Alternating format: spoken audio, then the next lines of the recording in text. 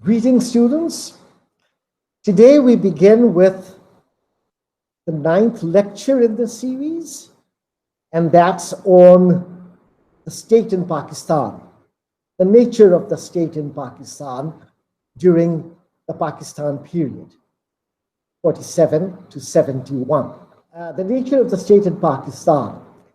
What we'll try to cover today is basically understanding the military bureaucratic state and how that was formed, what were the imperatives of the state, what was the state trying to do, and the relationship of the state with the ruling classes in Pakistan. And eventually we'll also talk about how the state created certain contradictions between society and the state, and contradictions within the state that ultimately led to the dissolution of Pakistan.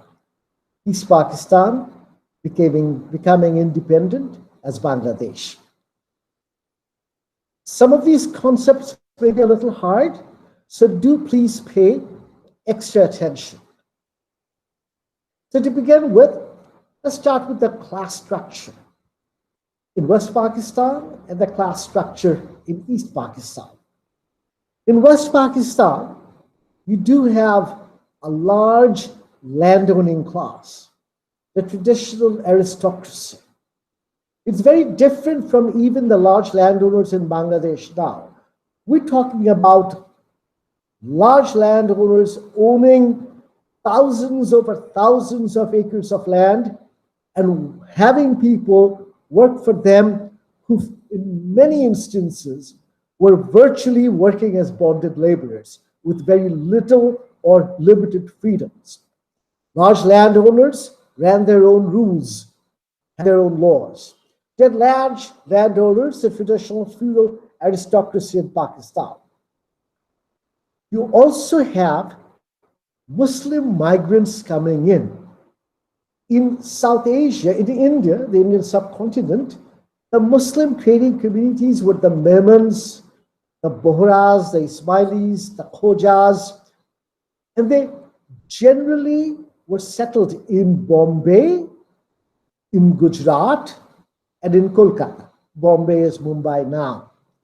Pakistan itself, or rather West Pakistan itself, had very little industries. So it was this trading class that then emigrated to West Pakistan, few of them in East Pakistan, and the East Pakistanis were primarily non-Bengalis, and they became the new emerging capitalist class. I use the word emerging because they still didn't constitute an industrial capitalist class. Because as we said, West Pakistan had virtually very little industry.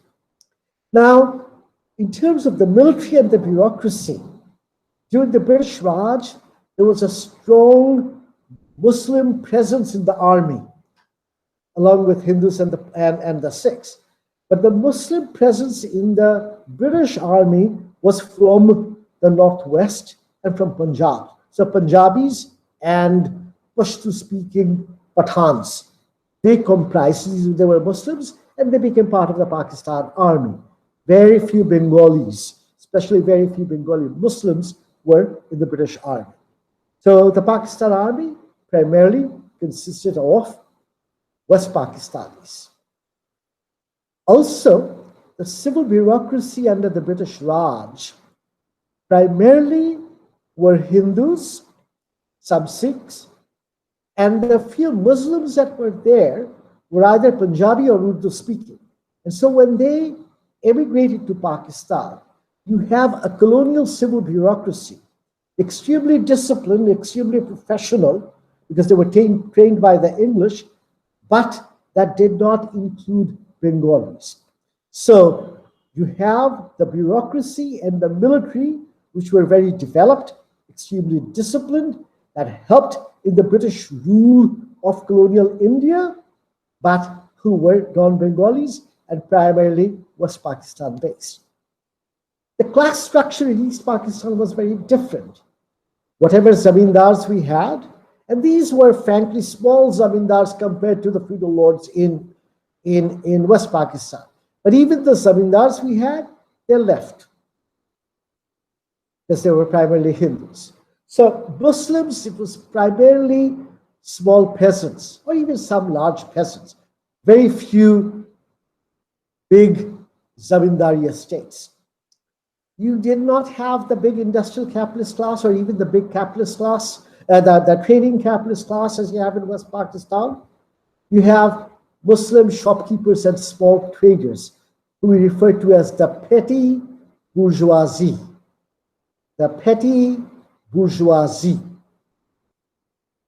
The big businesses in East Pakistan, whatever we had, a few, that was primarily, again, non-Bengalis.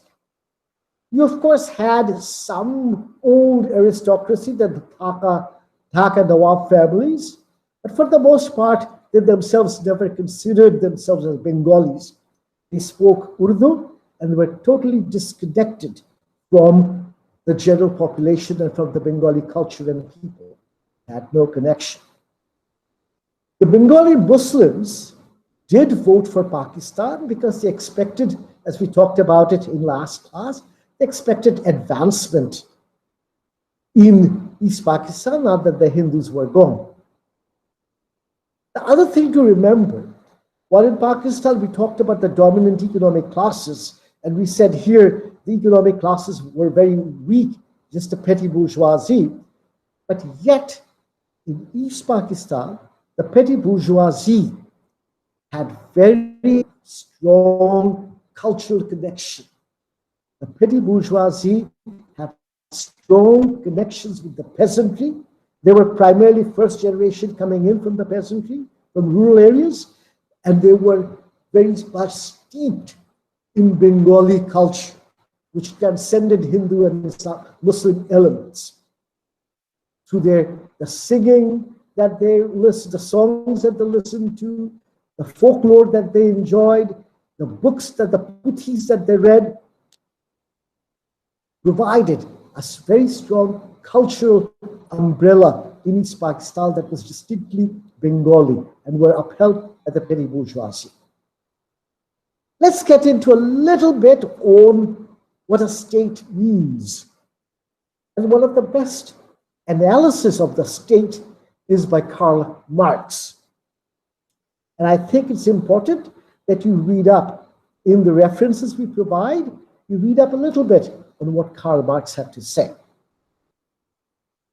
Karl Marx was talking about the development of capitalism in Western Europe. And he was saying that generally the state in any society represents the class interests that predominated in that society.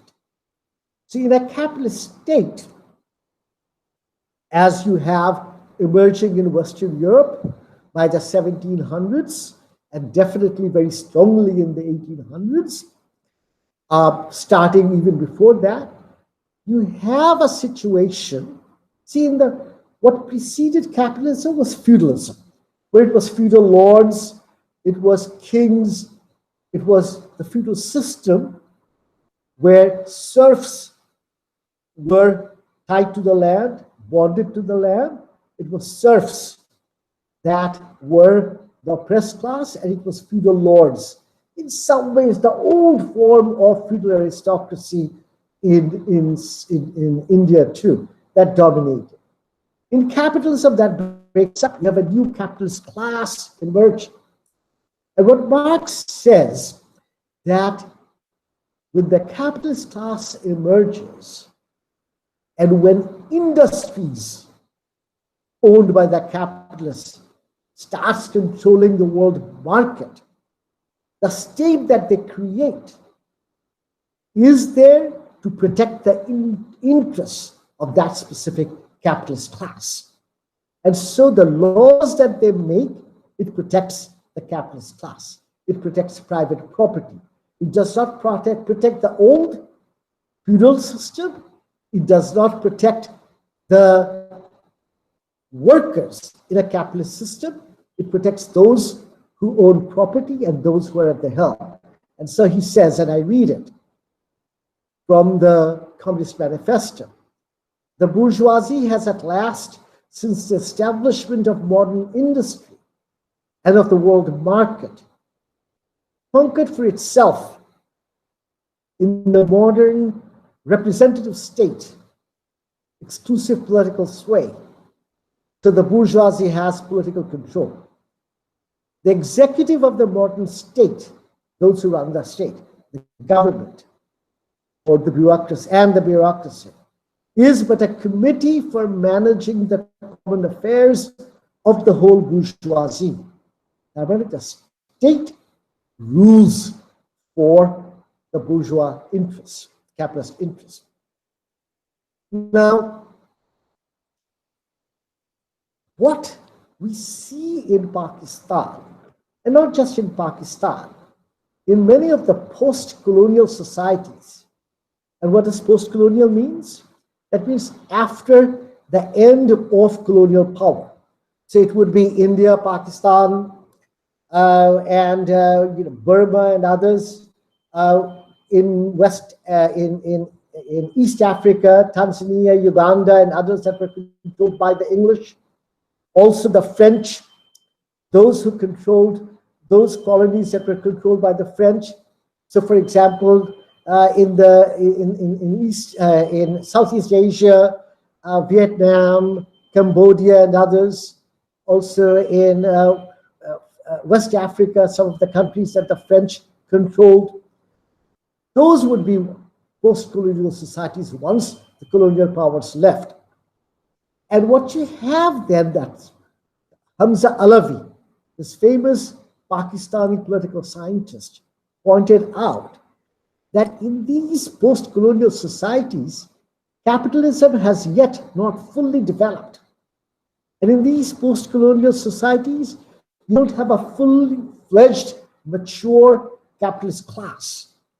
What you have is a landed class. What you have is some local traders, indigenous bourgeoisie, some local businesses, small businesses, you have that.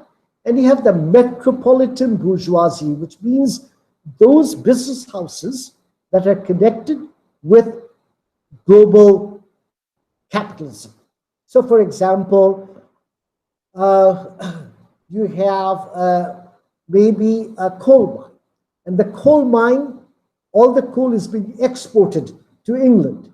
So those who own the indigenous, the people, the capitalists in India who own the coal mines, or in Pakistan, if you own coal mines, then you're connected more to the English, because that's where you're selling to rather than here. Or if you're a big importer, bringing in manufactured goods, then you, even though you might be Pakistani, you're referred to as a metropolitan bourgeoisie because your interests are aligned with people who are exporting those manufactured goods from there.